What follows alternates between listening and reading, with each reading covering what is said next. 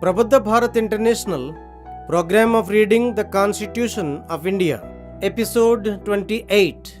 In this episode, we cover Part 8 of the Constitution from Article 239 to Article 242. They deal with the Union Territories. A small note, audience, Part 7 and Article 238 of the Constitution have been omitted by the Constitution 7th Amendment Act 1956. భారత రాజ్యాంగము ప్రబుద్ధ భారత నిర్మాణము. Prabuddha Bharat international ఆధ్వర్యంలో రాజ్యాంగ పఠనానికి ఆహ్వానం. నా పేరు ఝాన్సీ గెడ్డం. శ్రోతలకు చిన్న సూచన. 7వ భాగము అధికరణ 238. ఈ భాగము మరియు ఈ అధికరణ రాజ్యాంగము 7వ సవరణ చట్టం 1956 ద్వారా తొలగించబడ్డాయి.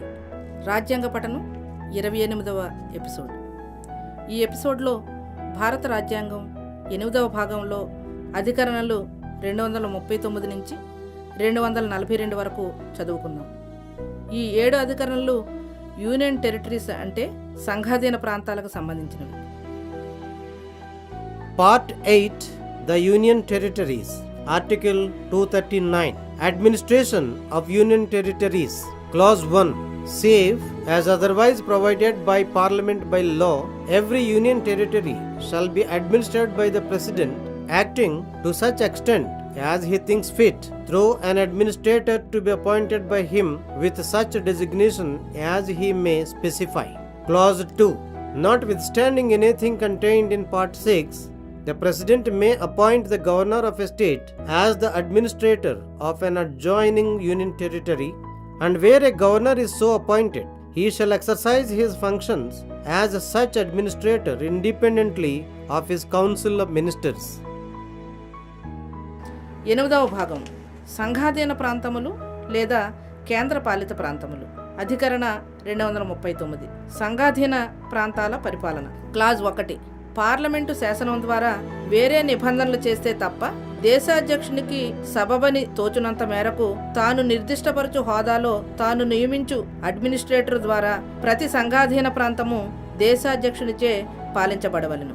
క్లాజ్ 2 భాగం 6లో ఉన్న దానితో నిమిత్తం లేకుండా దేశాధ్యక్షుడు ఒక రాష్ట్ర గవర్నర్ను సమీప సంఘాధీన ప్రాంతానికి అడ్మినిస్ట్రేటర్గా నియమించవచ్చును. అట్లు నియమితులైన గవర్నరు తన మంత్రి మండలితో నిమిత్తం లేకుండా సదరు అడ్మినిస్ట్రేటర్గా స్వతంత్రంగా తన విధులను నిర్వర్తించవలెను.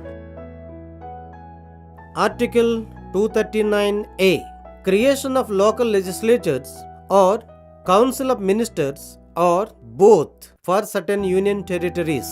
Clause 1 Parliament may by law create for the Union Territory of Pondicherry a body whether elected or partly nominated and partly elected to function as a legislature for the Union Territory, or b a council of ministers, or both with such conditions, powers and functions in each case as may be specified in the law. Clause 2 Any such law as is referred to in Clause 1 shall not be deemed to be an amendment of this Constitution for the purposes of Article 368, notwithstanding that it contains any provision which amends or has the effect of amending this Constitution. అధికరణ 239A కొన్ని సంఘాధీన ప్రాంతాలకు స్థానిక శాసన వ్యవస్థలను లేదా మంత్రి మండలులను లేక రెంటిని ఏర్పాటు చేయుట. క్లాజ్ 1 పార్లమెంటు శాసనం ద్వారా పాండిచ్చేరి సంఘాధీన ప్రాంతమునకు. సబ్ క్లాజ్ ఏ సంఘాధీన ప్రాంతమునకై శాసన వ్యవస్థగా వ్యవహరించడానికి ఎన్నికైన లేదా కొందరు నామినేట్ చేయబడిన కొందరు ఎన్నికైన ప్రతినిధులతో కూడిన వ్యవస్థను, లేదా బి ఒక మంత్రి మండలిని లేదా శాసనం ద్వారా నిర్దిష్టపరచినట్టి దేనికది అధికారములు విధులతో కూడిన రెంటిని ఏర్పాటు చేయవచ్చును. క్లాజ్ 2 నిబంధన 1లో ప్రస్తావించబడినట్టి ఏదేని శాసనంలో ఈ రాజ్యాంగమును సవరించు లేదా సవరించు ప్రభావము కలిగినట్టి ఏదేని నిబంధన ఉన్నప్పటికీ ఆ శాసనము 368వ అధికరణ అవసరాల కోసం చేసిన రాజ్యాంగ సవరణగా భావించరాదు. Article 239AA Special Provisions with respect to Delhi. Clause 1 As from the date of the commencement of Constitution 69th Amendment Act 1991, the Union Territory of Delhi shall be called the National Capital Territory of Delhi, hereafter in this part referred to as the National Capital Territory, and the administrator thereof appointed under Article 239 shall be designated as the Lieutenant Governor. Clause 2a. There shall be a legislative assembly for the National Capital Territory, and the seats in such assembly shall be filled by members chosen by direct election from the territorial constituencies in the National Capital Territory.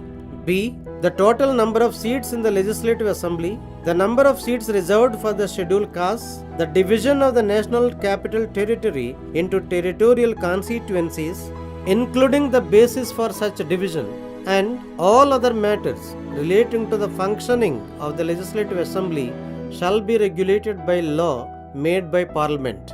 Subclause C. The provisions of Article 324 to 327 and 329 shall apply in relation to the National Capital Territory, the Legislative Assembly of the National Capital Territory, and the members thereof, as they apply in relation to a state, the Legislative Assembly of a state, and the members thereof respectively, and any reference in Articles 326 and 329 to appropriate legislature shall be deemed to be a reference to Parliament. Clause 3a. Subject to the provisions of this Constitution, the Legislative Assembly shall have power to make laws for the whole or in a part of the National Capital Territory with respect to any of the matters enumerated in the state list or in the concurrent list, insofar as any such matter is applicable to Union territories, except matters with respect to entries 1, 2 and 18 of the state list, and entries 64, 65 and 66 of that list, insofar as they relate to the said entries 1, 2 and 18. Subclause B. Nothing in subclause A shall derogate from the powers of the Parliament under this Constitution to make laws with respect to any matter for a Union territory or in a part thereof. Subclause C. If any provision of a law made by the Legislative Assembly with respect to any matter is repugnant to any provision of a law made by Parliament with respect to that matter, whether passed before or after the law made by the Legislative Assembly, or of an earlier law other than a law made by the Legislative Assembly, then in either case the law made by Parliament, or as the case may be, such earlier law shall prevail, and the law made by the Legislative Assembly shall, to the extent of the repugnancy, be void, provided that if any such law made by the Legislative Assembly has been reserved for the consideration of the President and has received his assent, such law shall prevail in the National Capital Territory. Provided further that nothing in this subclause shall prevent Parliament from enacting at any time any law with respect to the same matter, including a law adding to, amending, varying, or repealing the law so made by the Legislative Assembly. Clause 4. There shall be a council of ministers consisting of not more than 10% in the total number of members of the Legislative Assembly, with the Chief Minister at the head, to aid and advise the Lieutenant Governor in the exercise of his functions in relation to matters with respect to which the Legislative Assembly has power to make laws, except in so far as he is by or under any law required to act in his discretion.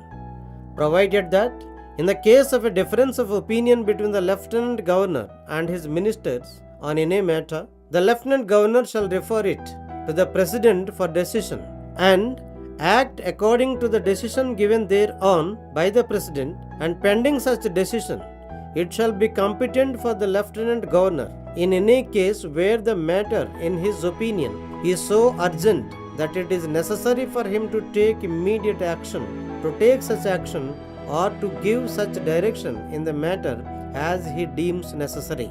Clause 5. The Chief Minister shall be appointed by the President, and other ministers shall be appointed by the President on the advice of the Chief Minister, and the ministers shall hold office during the pleasure of the President. Clause 6. The Council of Ministers shall be collectively responsible to the Legislative Assembly. Clause 7, subclause A. Parliament may by law make provisions for giving effect to or supplementing the provisions contained in the foregoing clauses and for all matters incidental or consequential thereto. Clause 7, subclause B. Any such law as is referred to in subclause A shall not be deemed to be an amendment of this Constitution for the purposes of Article 368, notwithstanding that it contains any provision which amends or has the effect of amending this Constitution. Clause 8. The provisions of Article 239B shall, so far as may be, apply in relation to the National Capital Territory, the Lieutenant Governor and the Legislative Assembly as they apply in relation to the Union Territory of Pondicherry, the Administrator and its Legislature respectively, and any reference in that article to Clause 1 of Article 239A shall be deemed to be a reference to this article or Article 239AB as the case may be. అధికరణ 239 ఏ ఢిల్లీకి సంబంధించిన ప్రత్యేక నిబంధనలు. Clause 1. రాజ్యాంగ 69వ సవరణ చట్టం 1991 ప్రారంభమైన తేదీ నుండి ఢిల్లీ సంఘాధీన ప్రాంతము ఢిల్లీ జాతీయ రాజధాని భూభాగంగా పిలువబడును. ఈ భాగంలో ఇటుపై దీన్ని జాతీయ రాజధాని భూభాగంగా ప్రస్తావించాలి. 239వ అధికరణ క్రింద అక్కడి జాతీయ రాజధాని భూభాగానికి నియమించబడిన అడ్మినిస్ట్రేటర్ను లెఫ్టినెంట్ గవర్నర్ అను పదవి పేరుతో సంబోధించవలెను.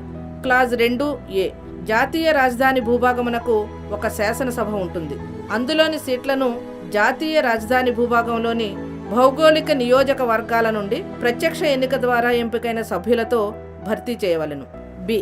శాసనసభలోని మొత్తం సభ్యుల సంఖ్య, అందులో షెడ్యూల్డ్ కులాలకు రిజర్వ్ చేసిన సీట్ల సంఖ్య, జాతీయ రాజధాని భూభాగమును భౌగోళిక నియోజకవర్గాలుగా విభజించుట, అట్టి విభజనకు గల ప్రాతిపదికతో సహా శాసనసభ పనిచేయటకు సంబంధించిన ఇతర విషయములన్నీ పార్లమెంటు చేసిన శాసనం ద్వారా క్రమబద్ధపరచబడతాయి. Sub class C. అధికరణ 324 నుండి 327 వరకు మరియు 329లోని నిబంధనలు ఒక రాష్ట్రానికి సంబంధించి ఆ రాష్ట్ర శాసనసభకు అందలి సభ్యులందరికీ వర్తించు క్రమంలోనే జాతీయ రాజధాని భూభాగమునకు జాతీయ రాజధాని భూభాగ శాసనసభకు అందరి సభ్యులకు వర్తిస్తాయి. అధికరణ 326, 329లోని సముచిత శాసన వ్యవస్థను గూర్చిన ఏదేని ప్రస్తావనను పార్లమెంటునకు చేయబడిన ప్రస్తావనగా పరిగణించబడుతుంది. క్లాజ్ 3 ఈ రాజ్యాంగపు నిబంధనలకు లోబడి సంఘాధీన ప్రాంతమునకు వర్తించినంత వరకు సదరు శాసనసభ జాతీయ రాజధాని భూభాగం అంతటికి లేదా అందులోని ఏదైనా భాగమునకు రాష్ట్ర జాబితాలో ఇవ్వబడిన క్రమంలోని ఏ అంశంపైనైనా లేదా ఉమ్మడి జాబితాలో 1వ, 2వ, 18వ అంశములు మినహాయించి సంఘాధీన ప్రాంతాలకు వర్తించు మిగిలిన అంశములపైన లేదా ఏదైనా అంశంపైన శాసనము చేయ అధికారము కలిగి ఉండును. అయితే ఈ అధికారము నుండి రాష్ట్ర జాబితాలోని 1, 2 మరియు 18వ అంశము మరియు ఉమ్మడి జాబితాలోని 64వ, 65వ మరియు 66వ అంశములు మినహాయించబడ్డాయి. Sub class B. ఉపనిబంధన ఏలో ఉన్నదేదియు ఈ రాజ్యాంగం క్రింద సంఘాధీన ప్రాంతము లేదా అందలి ఏదేని భాగమునకై ఏదేని విషయంపై చట్టం చేయడానికి పార్లమెంటుకు గల అధికారమును తగ్గించదు. Sub class C. జాతీయ రాజధాని భూభాగ శాసనసభ ఏదైనా విషయంపై చేసిన శాసనంలోని ఏదేని నిబంధన అదే అంశంపై పార్లమెంటు చేసిన ఏదేని ఒక శాసనంలోని నిబంధనకు వ్యతిరేకంగా ఉంటే పార్లమెంటు శాసనంలోని ఆ నిబంధనను శాసనసభ చట్టానికి ముందు చేసిన లేదా తరువాత చేసిన లేదా ఆ శాసనసభ కాకుండా అంతకు ముందు చేయబడిన ఏదైనా చట్టములోని నిబంధన గాని ఏ సందర్భంలోనైనా పార్లమెంటు చేసిన శాసనము లేదా సదరు ముందుగా చేయబడిన చట్టము అమల్లో నిలుస్తాయి.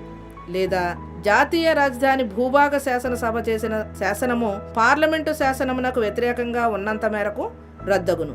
అలాగే శాసనసభ చేసినట్టు ఏదేని శాసనము దేశాధ్యక్షుని పరిశీలనార్థము పంపబడి సదరు అనుమతి పొందిన ఎడల అట్టి శాసనం జాతీయ రాజధాని భూభాగములో అమలగును. ఇంకను ఈ ఉపనిబంధనలోనిదేది శాసనసభ చేసినట్టి చట్టానికి చేర్పు చేయుట, సవరించుట, మార్చుట, రద్దు చేయుటతో సహా అదే విషయంపై ఎప్పుడైనను ఏదేని చట్టము చేయడంలో పార్లమెంటుకు అడ్డురాదు. క్లాజ్ 4. శాసనసభలోని మొత్తం సభ్యుల సంఖ్యలో 10% మించకుండా సభ్యులతో కూడిన మంత్రిమండలి ముఖ్యమంత్రి అధిపతిగా లెఫ్టినెంట్ గవర్నర్కు తన విధి నిర్వహణలో సలహా సహకారములు అందించుటకు ఉండును. అది ఏదైనా చట్టం ద్వారా కానీ చట్టం కింద గాని లెఫ్టినెంట్ గవర్నరు తన విచక్షణతో పనిచేయవలసి ఉన్న అంశములు మినహా శాసనసభ చట్టము చేయు అధికారము గల విషయములన్నిటికి సంబంధించి పనిచేయును. అయితే ఏ విషయంపైనైనను లెఫ్టినెంట్ గవర్నర్కు మంత్రులకు మధ్య అభిప్రాయ భేదం వచ్చిన సందర్భాలలో లెఫ్టినెంట్ గవర్నరు ఆ విషయాన్ని దేశాధ్యక్షుని నిర్ణయం కోసం నివేదించవలెను. దానిపై దేశాధ్యక్షుని నిర్ణయమును అనుసరించి వ్యవహరించవలెను. అట్టి నిర్ణయము వచ్చు లోపల లెఫ్టినెంట్ గవర్నరు ఏ సందర్భంలోనైనను ఆ విషయంపై వెంటనే చర్య తీసుకొనవలసినంత అవసరం ఉన్నదని అభిప్రాయపడినచో తాను సబబని భావించినట్టి చర్య తీసుకొనుటకు లేదా ఆదేశం ఇచ్చుటకు అధికారం కలిగి ఉండును. క్లాజ్ 5. ముఖ్యమంత్రి దేశాధ్యక్షునిచే నియమించబడును. ముఖ్యమంత్రి సలహాను అనుసరించి దేశాధ్యక్షునిచే ఇతర మంత్రులు నియమించబడతారు. మంత్రులు దేశాధ్యక్షుని అభీష్టం ఉన్నంత వరకు తమ తమ పదవులను నిర్వహిస్తారు. క్లాజ్ 6. మంత్రిమండలి శాసనసభకు సమిష్టిగా బాధ్యత వహించును. Clause 7A. పార్లమెంటు శాసనం ద్వారా పైన పేర్కొనిన నిబంధనల్లో ఉన్న ప్రొవిజన్లను అమల్లోకి తెస్తూ అనుబంధ ప్రొవిజన్లను తయారు చేస్తూ తదనుషంగికమైన లేదా పరిణామాత్మకమైన విషయాల కొరకు నిబంధనలు చేయవచ్చును. Sub class B. ఉపనిబంధన ఏలో పేర్కొనినట్లుగా ఏదేని అట్టి శాసనం అది ఈ రాజ్యాంగమును సవరించు లేదా సవరించు ప్రభావం గల ఏదేని నిబంధనను కలిగి ఉన్నప్పటికీ దానిని 368వ అధికరణ ప్రయోజనాల నిమిత్తం ఈ రాజ్యాంగ సవరణగా భావించరాదు. క్లాజ్ 8. అధికరణ 239Bలోని నిబంధనలు సాధ్యమైనంత మేరకు పాండిచ్చేరి సంఘాధీన ప్రాంతమునకు దాని అడ్మినిస్ట్రేటరు దాని శాసన వ్యవస్థకు సంబంధించి వర్తించు క్రమంలోనే జాతీయ రాజధాని భూభాగమునకు లెఫ్టినెంట్ గవర్నర్కు శాసనసభకు సంబంధించి వర్తిస్తాయి. అధికరణ 239A నిబంధన 1కి గల ఏదేని ప్రస్తావన ఈ అధికరణకు లేదా సందర్భానుసారము అధికరణ 239AB గల ప్రస్తావనగా భావించవలెను. Article 239AB. Provision in case of failure of constitutional machinery. If the President, on receipt of a report from the Lieutenant Governor or otherwise, is satisfied A. that a situation has arisen in which the administration of National Capital Territory cannot be carried on in accordance with the provisions of Article 239AA or of any law made in pursuance of that article, or B. that for the proper administration of the National Capital Territory it is necessary or expedient so to do, the President may by order suspend the operation of any provision of Article 239AA or of all or of any of the provisions of any law made in pursuance of that article for such period and subject to such conditions as may be specified in such law, and make such incidental and consequential provisions as may appear to him to be necessary or expedient for administering the National Capital Territory in accordance with the provisions of Article 239 and Article 239AA. అధికరణ 239AB. రాజ్యాంగ వ్యవస్థ విఫలమైన సందర్భాలలో నిబంధన lieutenant governor నుండి ఒక రిపోర్ట్ను స్వీకరించిన మీదట గాని లేదా ఇతర విధంగా గాని దేశాధ్యక్షుడు సబ్ క్లాజ్ A అధికరణ 239AA లేదా ఆ అధికరణ అనుసరించి చేసిన ఏదేని శాసన నిబంధనలను అనుసరించి జాతీయ రాజధాని భూభాగ పరిపాలనను నిర్వర్తించుటకు వీలు కాని పరిస్థితి ఏర్పడిందని సంతృప్తి చెందినప్పుడు లేదా సబ్ క్లాజ్ B జాతీయ రాజధాని భూభాగ సవ్య పరిపాలనకు అవసరమని లేదా అలా చేయ అఘాయిత్యం ఉందని భావించినచో దేశాధ్యక్షుడు ఉత్తర్వు ద్వారా అధికరణ 239AA ఏదేని నిబంధనను లేదా ఆ అధికరణ అనుసరించి చేసిన ఏదేని శాసనములలో నిబంధనలను వేటినైనను లేదా అన్నింటినీ నిలుపుదల చేయవచ్చు. నిలుపుదలను శాసనంలో నిర్దిష్టపరిచిన కాలానికి నిబంధనలకు లోబడి చేయవలెను. మరియు అధికరణ 239 మరియు అధికరణ 239 ఏఏలోని నిబంధనలను అనుసరించి జాతీయ రాజధాని భూభాగమును పరిపాలించుటకు అవసరము మరియు యుక్తమని తనకు తోచినట్టి అనుషంగిక పరిణామాత్మక నిబంధనలను చేయవచ్చును. Article 239B. Power of administrator to promulgate ordinances during recess of legislature. Clause 1. If at any time, except when the legislature of the Union Territory of Pondicherry is in session, the administrator thereof is satisfied that circumstances exist which render it necessary for him to take immediate action, he may promulgate such ordinances as the circumstances appear to him to require, provided that no such ordinance shall be promulgated by the administrator except after obtaining instructions from the President in that behalf.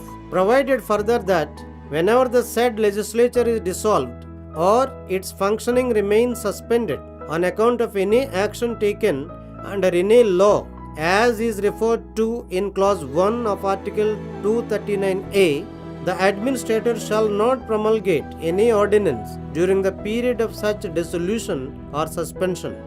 Clause 2. An ordinance promulgated under this article in pursuance of instructions from the President shall be deemed to be an act of the legislature of the Union Territory which has been duly enacted after complying with the provisions in that behalf contained in any such law as is referred to in clause 1 of article 239A, but every such ordinance, subclause A, shall be laid before the legislature of the Union Territory and shall cease to operate at the expiration of 6 weeks from the reassembly of the legislature, or if before the expiration of that period a resolution disapproving it is passed by the legislature upon the passing of the resolution, and subclause B may be withdrawn at any time by the administrator after obtaining instructions from the President in that behalf. Clause 3. If and so far as an ordinance under this article makes any provision which would not be valid if enacted in an act of the legislature of the Union Territory made after complying with the provisions in that behalf contained in any such law as is referred to in clause 1 of article 239A, it shall be void. అధికరణ 239B. శాసన వ్యవస్థ సమావేశాలు జరగని సమయంలో ఆర్డినెన్సుల జారీకి administrator అధికారము. Clause 1. Pondicherry సంఘాధీన ప్రాంత శాసన వ్యవస్థ సమావేశంలో ఉన్నప్పుడు తప్ప మరెప్పుడైనను అక్కడ అడ్మినిస్ట్రేటర్ వెంటనే చర్య తీసుకొనవలసిన పరిస్థితులు ఉన్నవని తాను విశ్వసించినచో ఆ పరిస్థితుల్లో అవసరమని తోచినట్టు ఆర్డినెన్సులను జారీ చేయవచ్చును. అలాగే అట్టి ఆర్డినెన్స్ ఏది ఆ మేరకు దేశాధ్యక్షుని ఆదేశాలు పొందిన పిమ్మటనే తప్ప జారీ చేయరాదు.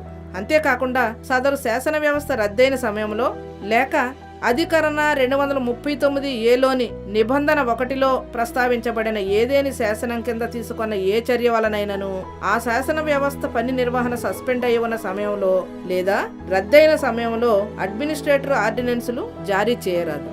క్లాజ్ 2. దేశాధ్యక్షుడి నుండి పొందిన నిర్దేశాలను అనుసరించి ఈ అధికరణ క్రింద జారీ చేసిన ఆర్డినెన్స్ను అధికరణ 239ఏలోని నిబంధన 1లో పేర్కొన్నట్టు ఏదేని శాసనంలో పొందుపరిచిన నిబంధనలను పాటించి తగురీతిగా సంఘాధీన ప్రాంతపు శాసన వ్యవస్థ ద్వారా చేయబడిన చట్టంగా భావించవలెను. అయితే అట్టి ప్రతి ఆర్డినెన్స్ను సబ్ క్లాజ్ ఏ ఆ సంఘాధీన ప్రాంత శాసన వ్యవస్థ ముందు ఉంచవలెను.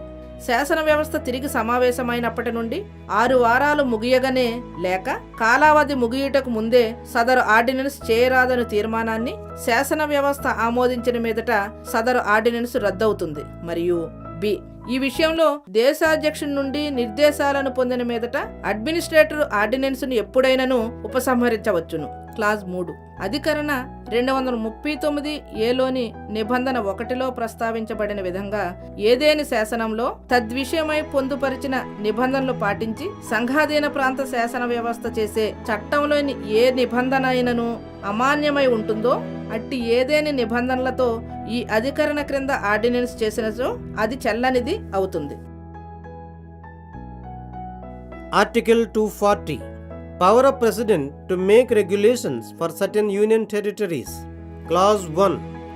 The President may make regulations for the peace, progress and good government of the Union Territory of Subclause A, the Andaman and Nicobar Islands, Subclause B, Lakshadweep, Subclause C, Dadra and Nagar Haveli and Daman and Diu, Subclause D repealed, Subclause E, Pondicherry, Subclause F repealed, and Subclause G repealed, provided that when any body is created under Article 239A to function as a legislature for the Union Territory of Pondicherry, the President shall not make any regulation for the peace, progress and good government of that Union Territory with effect from the date appointed for the first meeting of the legislature. Provided further that whenever the body functioning as a legislature for the Union Territory of Pondicherry is dissolved, or the functioning of that body as such legislature remains suspended on account of any action taken under any such law as is referred to in clause 1 of Article 239A, the President may during the period of such dissolution or suspension make regulations for the peace, progress and good government of that Union Territory. Clause 2.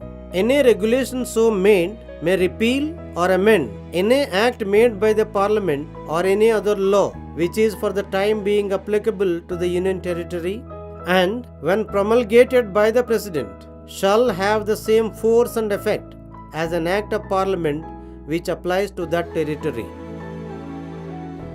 అధికరణ 240 కొన్ని సంఘాధీన ప్రాంతములకు రెగ్యులేషన్లు చేయుటకు దేశాధ్యక్షుని అధికారాలు.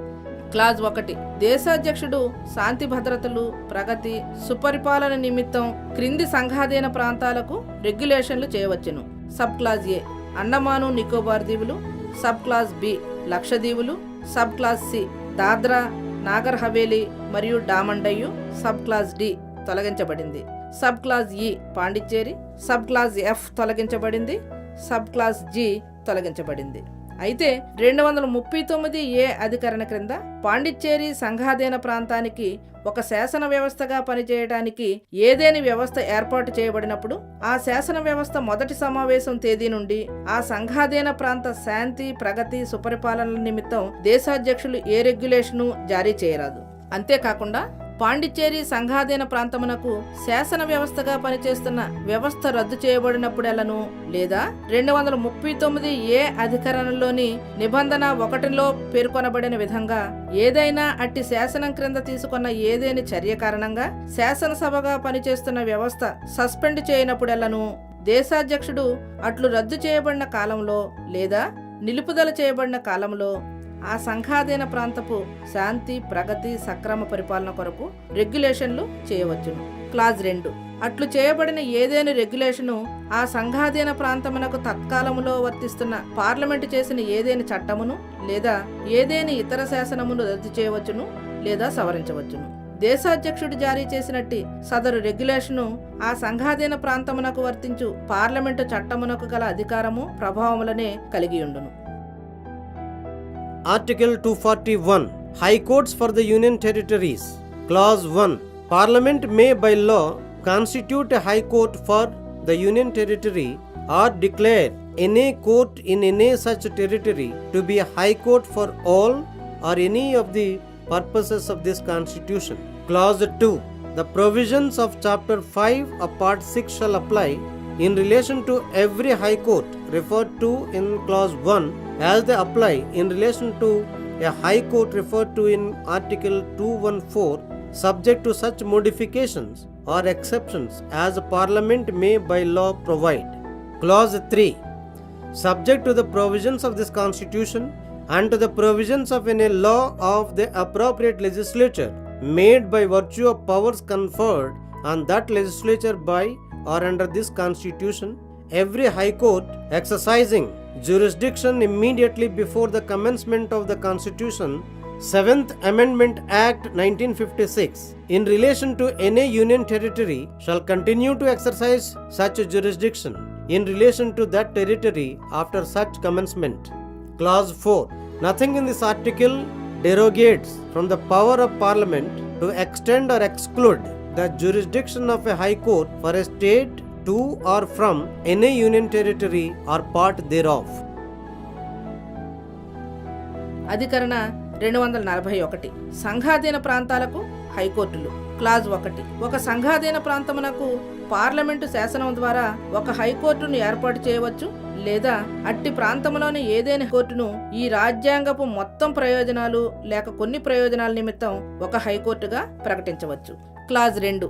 Parliament శాసనం ద్వారా నిబంధించినట్టు మార్పులు లేదా మినహాయింపులకు లోబడి 6వ భాగంలోని అధ్యాయం 5లోని నిబంధనలు 214 అధికరణలో ప్రస్తావించిన హైకోర్టుకు సంబంధించి వర్తించినట్లుగానే నిబంధన 1లో ప్రస్తావించిన ప్రతి హైకోర్టు విషయంలో వర్తించును. క్లాజ్ 3. ఈ రాజ్యాంగ నిబంధనలకును ఈ రాజ్యాంగం ద్వారా లేదా దాని క్రింద లభ్యమైన అధికారములను పురస్కరించుకొని సముచిత శాసన వ్యవస్థ యొక్క ఏదేని శాసన నిబంధనలకు లోబడి ఈ రాజ్యాంగ 7వ సవరణ చట్టం 1956 ప్రారంభానికి ముందు ఏదేని సంఘాధీన ప్రాంతంపై అధికార పరిధిని కలిగి ఉన్నట్టు హైకోర్టు ప్రారంభం తరువాత కూడా ఆ సంఘాధీన ప్రాంతంపై ఆ అధికార పరిధిని కొనసాగించును. క్లాజ్ 4.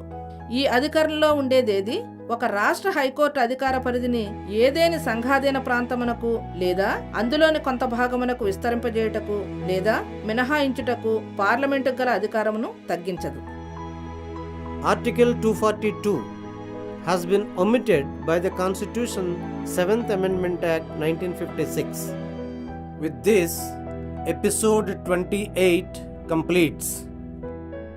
అధికరణ 242. కూర్గు. ఈ అధికరణ రాజ్యాంగం 7వ సవరణ చట్టం 1956 ద్వారా రద్దుపరచబడింది. ఇంతటితో రాజ్యాంగ పఠనం 28వ ఎపిసోడ్ సమాప్తం.